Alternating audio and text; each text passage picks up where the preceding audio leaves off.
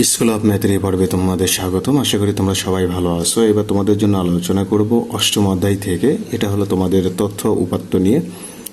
তো এখানে তথ্য উপাত্ত বলতে কি বোঝা যায়? তো শুরুতেই আমি তাহলে তোমাদের বলবো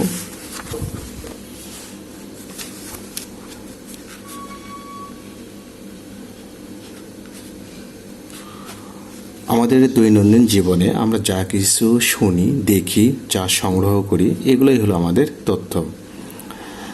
আর তাহলে উপাত্ত কি? উপাত্ত হলো তুমি যে তথ্য সংগ্রহ করবে সেটা যদি সংখ্যার মাধ্যমে প্রকাশ করো, অর্থাৎ সংখ্যাভিত্তিক কোনো তথ্যকে বলা হয় উপাত্ত। তাহলে এখানে আমরা কি বলবো? আমরা যা কিছু দেখি, শুনি, সংগ্রহ করি, এগুলো হলো আমাদের তথ্য। আর এগুলোকে যখন আমরা সংখ্যার মাধ্যমে উপস্থাপন করব, সেগুলো হলো আমাদের উপাত্ত। পরিসংখ্যানে উপাত্ত আসলে কয় প্রকার? আমরা জানি পরিসংখ্যানে উপাত্ত হলো দুই প্রকার। একটা হলো প্রাথমিক উপাত্ত বা প্রত্যক্ষ উপাত্ত, আর একটা হলো মাধ্যমিক উপাত্ত বা পরোক্ষ উপাত্ত। তাহলে উপাত্ত হলো দুই প্রকার। একটা হলো প্রাথমিক,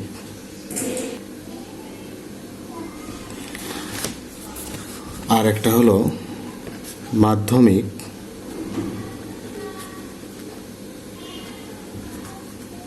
অবলিক পরোক্ষ।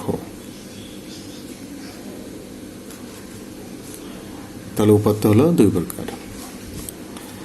তাহলে একটা হলো প্রাথমিক উপাত্ত বা প্রত্যক্ষ উপাত্ত কি? প্রাথমিক উপাত্ত হলো যে উপাত্ত তুমি উৎস থেকে সরাসরি সংগ্রহ করবে, সেটা হলো প্রাথমিক উপাত্ত।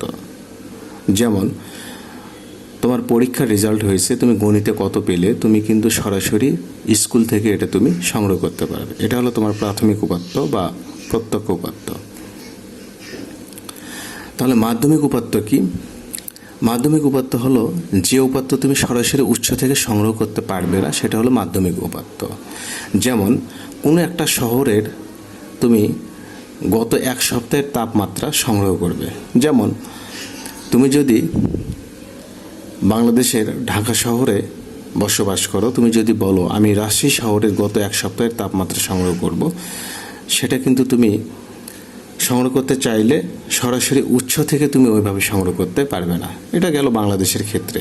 তুমি যদি বলো ওয়াশিংটন ডিসির আমি গত এক সপ্তাহে তাপমাত্রা সংগ্রহ করব, তুমি কিন্তু আমেরিকায় গিয়ে ওই ওয়াশিংটন ডিসির আবহাওয়া অফিস থেকে কিন্তু সরাসরি তুমি ওইভাবে সংগ্রহ করতে পারবে না। পৃথিবীর যে কোনো একটা শহরের তাপমাত্রা এভাবে যদি তুমি নিতে চাও, তাহলে ওই শহরের তাপমাত্রা নেওয়ার জন্য তাদের ওয়েবসাইটে গিয়ে কিন্তু তুমি এই তাপমাত্রা সংগ্রহ করতে পারবে। তাহলে এটা কিন্তু আমরা কি করলাম? একটা মাধ্যম থেকে আমরা কিন্তু এই ইনফরমেশনটা সংগ্রহ করলাম। এটাকে বলা হয় মাধ্যমিক উপাত্ত বা পরোক্ষ উপাত্ত।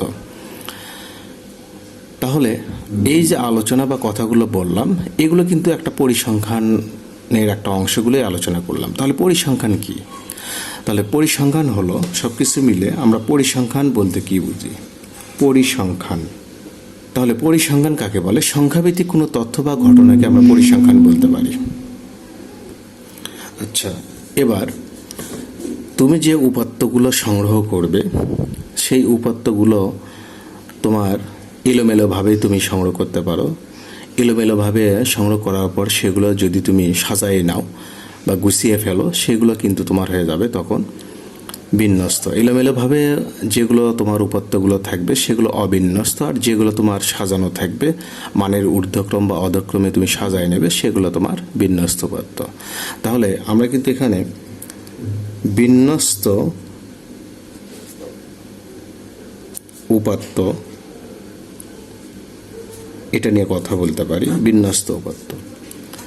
তাহলে মানের ঊর্ধ্বক্রমে বা অধক্রমে সাজানো উপাত্তগুলোকে আমরা বলতে পারি বিন্যস্ত উপাত্ত।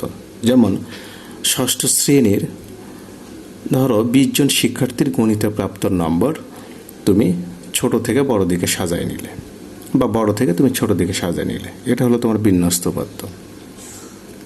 আর ওই উপাত্তগুলো যদি তোমার কাছে এলোমেলোভাবে দেওয়া থাকে, সেগুলো হয়ে যাবে তোমার অবিন্যস্ত উপাত্ত।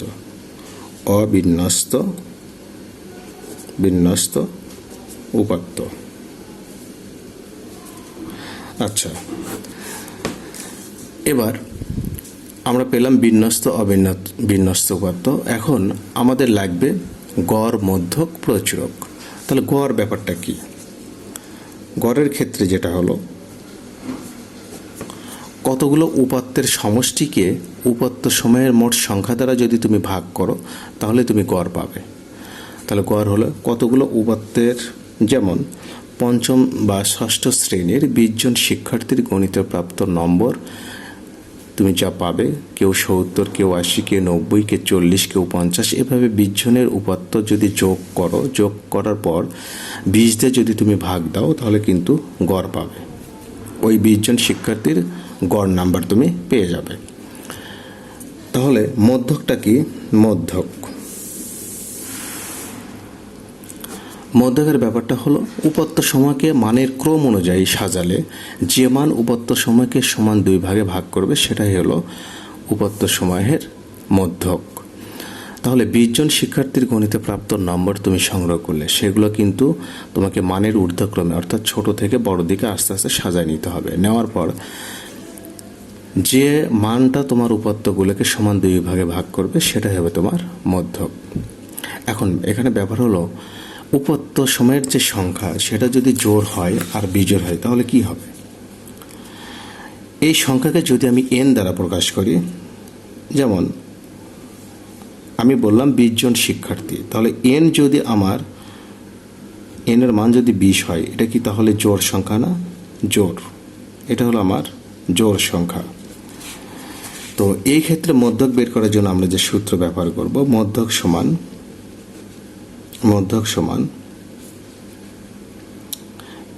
n/2 তম পদ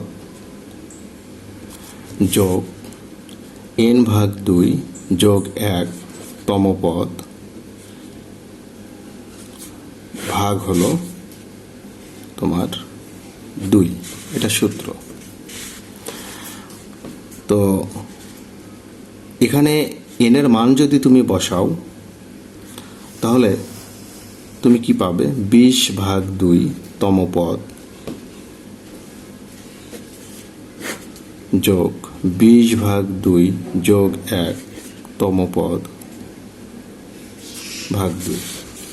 এইভাবে তুমি এখানে পাবে 10 তম পদ আর এখানে পাবে 11 তম পদ, মানে 2 দিয়ে কেটে দাও, 10 দুগুণ 20, 11 তম পদ ভাগ হলো 2। তাহলে এখন উপাত্তগুলো, ধরো 20 জন শিক্ষার্থী গণিতে প্রাপ্ত নম্বর আমি এলোমেলোভাবে দেওয়া ছিল আমাকে, আমি সেগুলো গুছিয়ে নিলাম। ধরো 50, 52, 55, 60, 65, এই যে 20 জনের উপাত্তগুলো আমি ছোট থেকে বড় দিকে সাজাই নিলাম।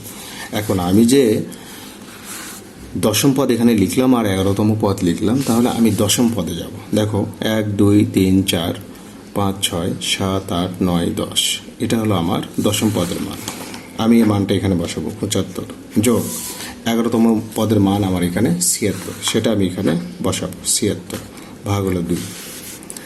এখন আমি যদি যোগ করি 5, 6, 11, 1 হাতে থাকবে 1, 7, 7, 14, 15 ভাগ 2। এটাকে যদি আমরা ভাগ দিই তাহলে কি পাবো? তাহলে 7 দুগুণ 14, তাহলে 1, 5 দুগুণ 10, তাহলে 75.5, এটা হবে আমাদের মধ্যক। এখানে উপাত্তের সংখ্যা যদি n এর মান ধরো 21 হয়, অর্থাৎ আমি আরও একটা উপাত্ত নিলাম, সেটা ধরো 99, তাহলে আমার মধ্যক কি হবে? এখন n এর মান কিন্তু তাহলে এখানে উপাত্তের সংখ্যা একটা বাড়লো, মানে কি n এর মান হয়ে গেল কত? 21।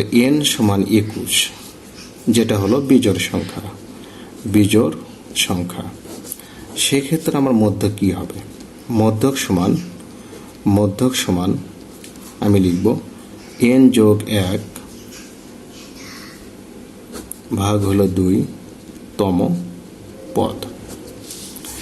এখন n এর মান হলো 21 যোগ 1 ভাগ হলো 2 তম পদ। এখন 22 ভাগ 2 তম পদ, তার মানে কি 11তম পদ। 11তম পদ দেখো এখানে 1 2 3 4 5 6 7 8 9 10 11। আমরা কিন্তু এই যে 11তম পদের মান কত পেলাম? 76 পেলাম। এটাই হবে আমাদের মধ্যক যখন 21 জন শিক্ষার্থী থাকবে। 76, এটা হলো আমাদের মধ্যক। এখন প্রচুরক কাকে বলে? প্রচুরক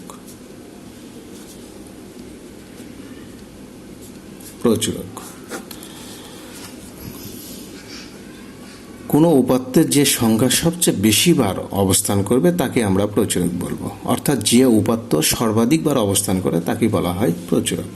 ধরো 5 জন শিক্ষার্থীর গণিতে প্রাপ্ত নাম্বার আমি এখানে নিলাম 50, 52, 55, 52, 52। এই যে দেখো আমি 5 জন শিক্ষার্থী নিলাম, তাই না? এখানে আমরা দেখতে পাই যে 52, এই যে 52 এটা কয়বার অবস্থান করে? 52 সর্বাধিক 3 বার অবস্থান করে। এই কারণে এখানে প্রচুরক হবে তোমার 52।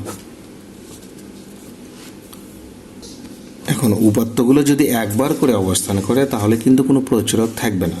ধরো 5 জন শিক্ষার্থীর গণিতে প্রাপ্ত নম্বর এভাবে দেওয়া হলো 60, 70, 80।